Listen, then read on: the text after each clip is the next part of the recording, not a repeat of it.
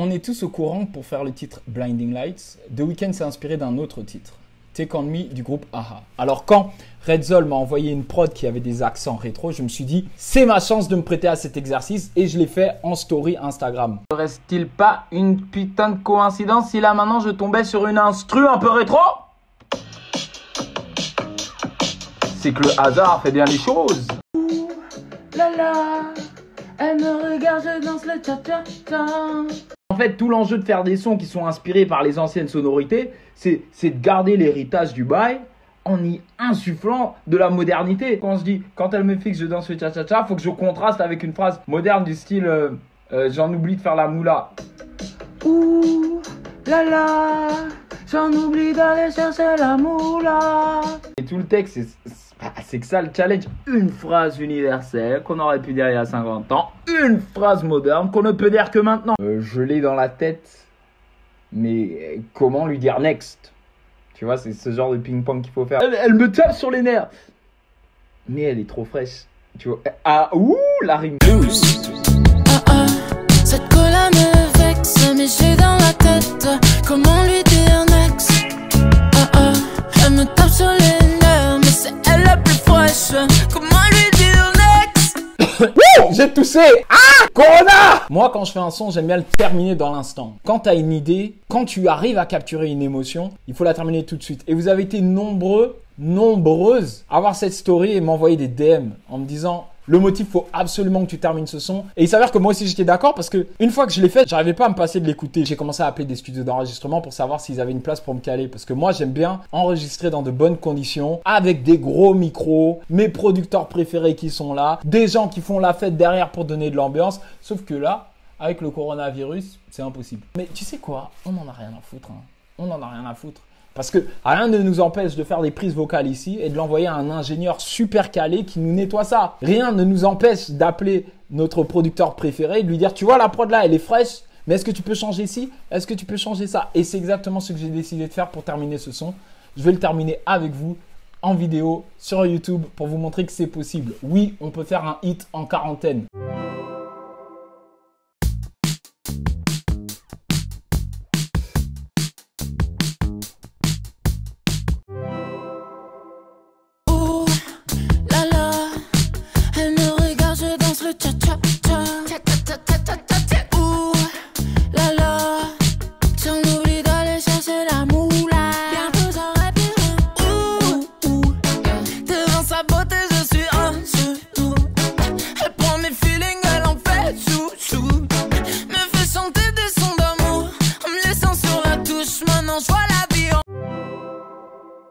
La raison pour laquelle quand tu entends un artiste en live, tu te dis « Hey, il chante un tout petit peu moins qu'en studio », c'est parce qu'en studio, ils ont passé des heures, voire des jours, voire des semaines à traiter les voix pour que les voix soient parfaites. J'ai appelé S2Kiss, je lui ai fait un WeTransfer de toutes mes voix et le gars a fait ce qu'il a fait. Ça va, c'est clean, mais ça tremblote des fois un peu. Ah, t'es un peu saturé, mais bon, tu connais, c'est la maison, c'est la baraque. On va faire ce qu'il faut, un peu de mélodyne, un peu d'effets, un peu d'EQ. En fait, pour lisser ton autotune, franchement, éviter les tremblements. Ça, c'est un truc que moi, j'aime pas. Ouais, vas-y. Ah, regarde, tu vois, dès le début, là, t'entends?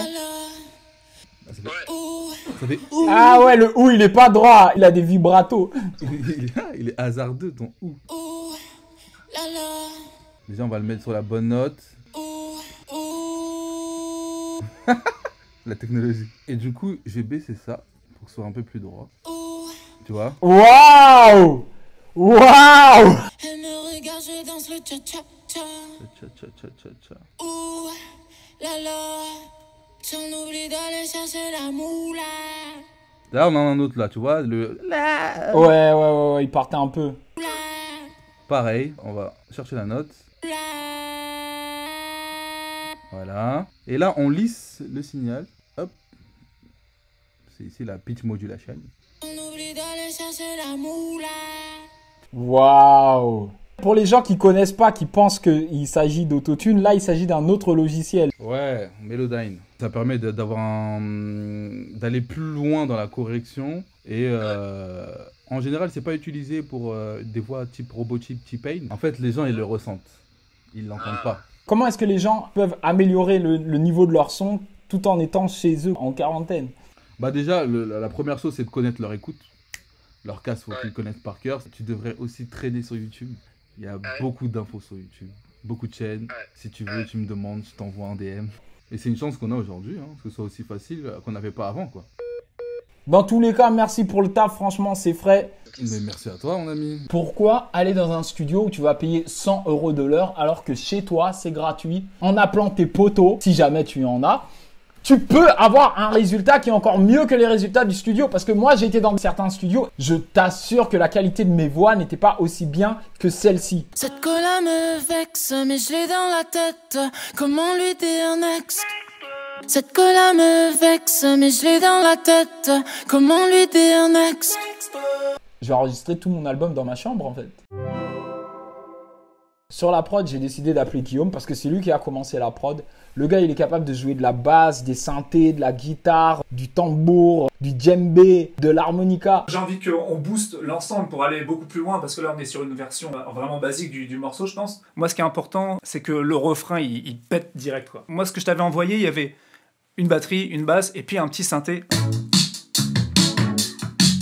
J'aime bien ça, mais sur le refrain, j'aime bien qu'il y ait plein d'éléments qui fassent un peu la même chose pour que ça muscle le tout. Ça, c'est des vieilles recettes qui ont tellement d'années, mais qui marchent toujours, quoi. Sur un passage comme ça, ce qui serait assez intéressant, c'est de faire un unisson d'un autre synthé, quoi. Faire la même chose, mais avec un autre synthé pour épaissir le son. Pour ça, j'ai le synthé qui est là.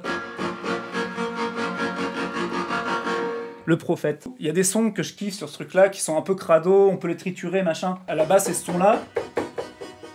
Tout petit, mais on met de la distorsion. Donc si j'essaye par-dessus l'ensemble,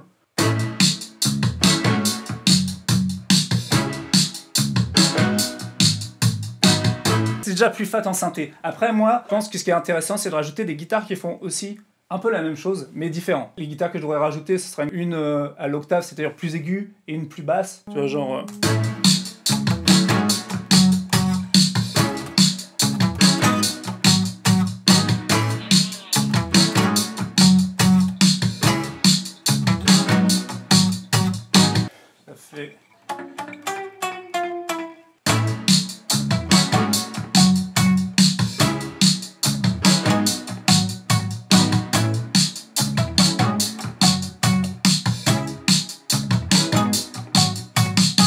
Voilà. Après, moi, ce qui m'importe, c'est d'avoir encore un peu plus de mordant et du coup d'avoir une guitare plus grave, type un peu à la Beat It.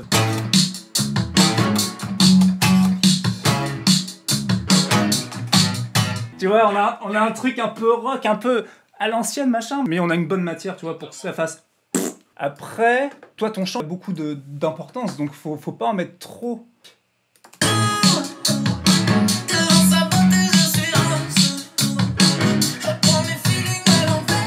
Tu vois, il y a tout qui se... Chacun a sa place. Moi, je trouve que ce qui est vraiment cool dans ça, c'est que chacun est juste là où il doit être. Des fois, c'est compliqué à avoir quand même. C'est pas tous les jours qu'on y arrive. Mais en tout cas, on a eu de la chance sur ce truc-là. Je trouve que ça marche bien.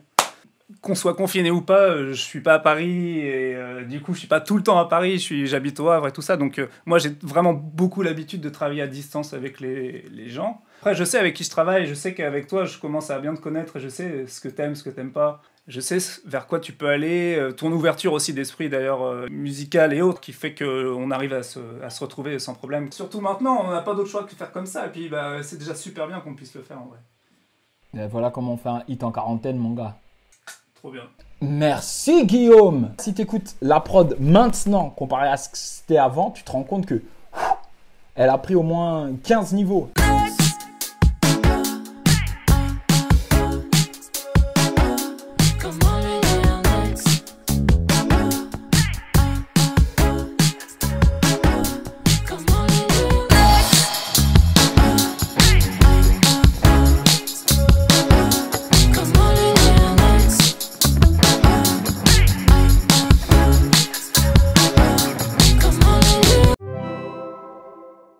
Enfin bref, je sais pas, je vais mettre un extrait de la chanson. Si vous la kiffez, n'hésitez pas à donner vos retours. Je pense qu'on n'en serait pas là si vous n'aviez pas envoyé de la force. On critique tous, moi le premier, on critique tous les réseaux sociaux, on dit tous c'est que du fake. Et pourtant, via l'art, via l'échange, via la force, la bonne énergie, on finit par créer quelque chose qui est beau et qui n'aurait pas pu exister dans ces temps de quarantaine si on n'avait pas la technologie, si on n'avait pas les réseaux sociaux. Donc, je vous remercie de m'avoir envoyé de la force. Je remercie Guillaume et SQKiss de m'avoir aidé à l'amener jusqu'ici. Et on va continuer. Hein. S'il y a assez de commentaires sur cette vidéo, je te jure, je prends ce son, je le clip. J'irai voir mon producteur, je lui dirai « La communauté veut qu'on fasse ce son. » Et tu sais, c'est qui les meilleurs directeurs artistiques de nos jours?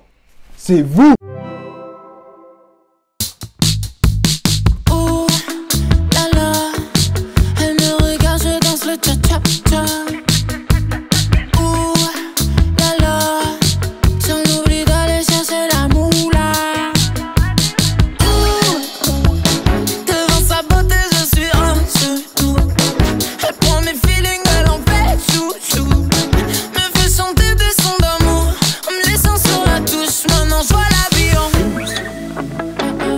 Cette colère me vexe, mais je l'ai dans la tête. Comment lui dire next? Elle me tape sur les nerfs, mais c'est elle la plus fraîche. Comment lui dire